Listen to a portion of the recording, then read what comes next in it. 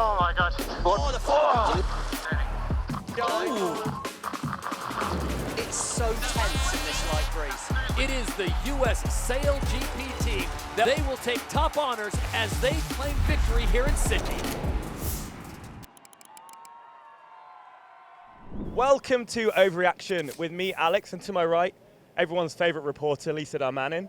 We're here at the KPMG Sydney Sail Grand Prix after an amazing weekend of racing, Lisa, and we've got some statements that I want you to tell me whether you think is an overreaction or underreaction. Ready? Yep.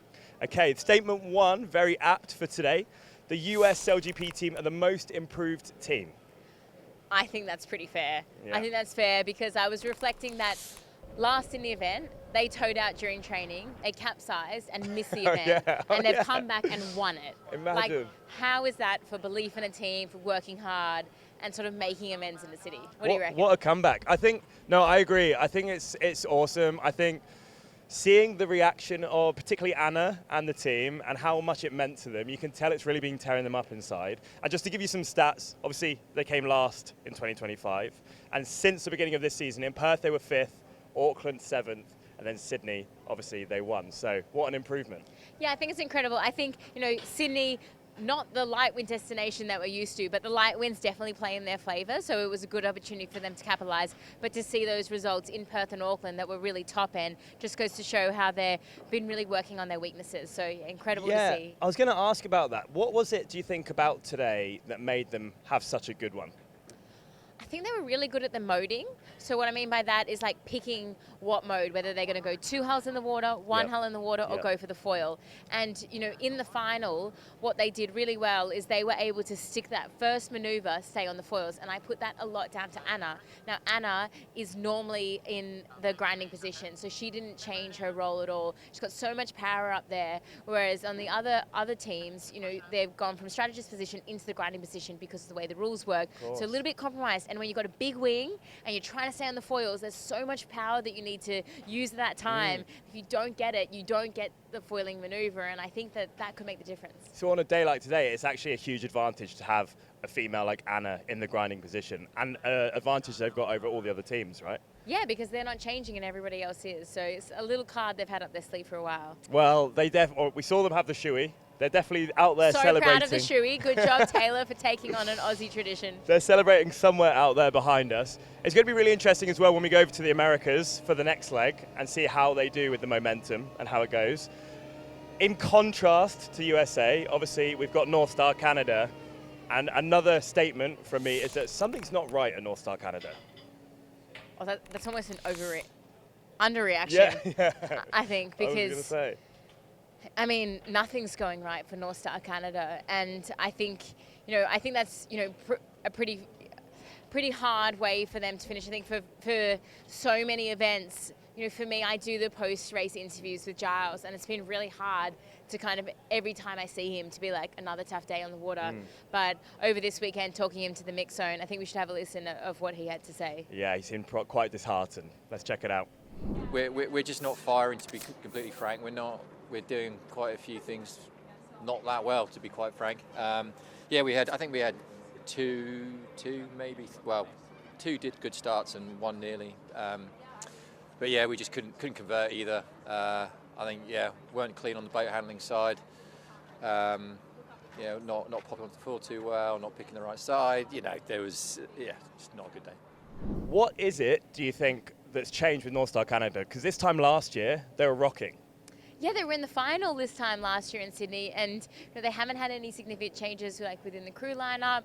And then I think LA they won, and so they had 2 really strong events, and then they just fell off the face of the top 3. And it's really hard from the outside, I think, to kind of dissect of what's changed in that. But I mean, just listening to Giles there, you can just see that he doesn't really know. It feels like a lot of things are adding up and not really coming together. And I think when a team's in that situation, you actually need a big shake-up, whether that's a coach coming in and changing things up, or bringing a new player in to say, hey, this is how we've done things in other teams and it's worked. So they're going to have to change something, otherwise the results are not going to come for them. Yeah, it feels like they've got themselves now into such a place where mentally that it's obviously taking its toll. You can see that Giles is really disheartened. a lot of the other teams seem quite disheartened as well, and it's almost like a Giles and then the team separation in the communications and stuff. So I don't know what the future holds for them. It's going to be interesting to see how it pans out. But as you say, I think something's got to change. Yeah, and they've got their home event back in Halifax. We missed it last season, so I think for the ownership, CEO looking at like we really need to sort out our racing out before we get back home. It's going to be sort of the pressure's on for that. Pressure is certainly on, especially with Halifax coming up. Speaking of pressure, another statement is that the Bonds Flying Roos struggle with the pressure of their home events. Don't shoot me here. I kind of want to just like wither away from you here. Well, it didn't go well for them this weekend, but I'm still calling overreaction on that one. Okay, What do you reckon? thought so. I don't know. I think Sydney last year, they obviously made the final, didn't manage to get there. This season, they've had Perth, made the final, didn't manage to get it over the line. Obviously, Auckland. Second and third, really, Auckland, they won. Yeah, they won in Auckland. But then today was interesting. I mean, the conditions were extremely hard, and I don't think that had anything to do with the pressure of a home event. Right. I think it was the light wind that really frustrated Tom Slingsby, and I don't think that they sailed very well today, and that frustrates Tom Slingsby even more. So I think there's a lot of pressure, and there's a lot of hype and around the Sydney event because it is really home for majority of that team, but when you know how much Sydney delivers good breeze 90% of the year, I think that was really frustrating because they knew if Sydney delivered what we know it can, it was probably going to be a top 3 finish for them. And I think it just went from bad to worse out there for them. Yeah, I mean, I'll concede because you're Aussie, and obviously we're in Sydney, and I'm kind of nervous. I'm just saying, second in Perth is not really, a fail, and I think they got 5th, if my memory serves correct here. Obviously, they wanted to make the final. 5th in the overall aspect of a season is good. It's going to be a keeper, and so I think it's going to hurt them. They're going to be in pain right now, but maybe this will teach them some good lessons to take into the rest of the season. And I agree with you as well. Like, they started the event really well. 2 wins yesterday, which was incredible. Obviously 2 race wins and 2 struggles. But in a place like Sydney, when it gets light, how much is local knowledge important and how much does it not really matter? I mean, there's a little bit of local knowledge involved, but what was so unique about this weekend is that's not normal for Sydney. So there weren't really things that you could bank on and pull out of your back pocket. We saw that with, Artemis and Nathan. He's a local boy as well. So I think, it really was about getting off that start line and making that decision of whether to turn left and right and get out of traffic. And so, some teams did it better than others, and there wasn't much local knowledge in it today. And I mean, they're in a great position going into the next leg of the season anyway. So it's be interesting to see how the season pans out for them in the next leg. Another statement, and this is very apt for you because of what you've been doing this weekend. You spent yesterday with Quentin Delapierre from France, and then you've spent today with Peter Burling from New Zealand. Very lucky. Yeah, very lucky. What amazing pundits to have on the boat with you. Do you think that the Black Foils of New Zealand and DS Automobiles Team France are going to come back with a vengeance once they've got their boats back? I don't know if they'll come back with a vengeance, but they're definitely going to come back just ready to race. I think they, were both so disappointed not to be out there racing, and I think it'll be different. If I think about DS Automobiles, I think they'll come out firing. They've got a point to prove. They've missed out on the finals the past couple of years, like a 5th, 4th. And Quentin is, their boat might have been cut in half essentially, but he's ready to race. He's like, put me in, I want to show what I can do. Whereas like Pete, I think, it was probably a little bit more traumatic for him on that boat, having Perth and then Auckland having massive collisions. And, he's going to want to come back and prove that he's still one of the best sailors in the world.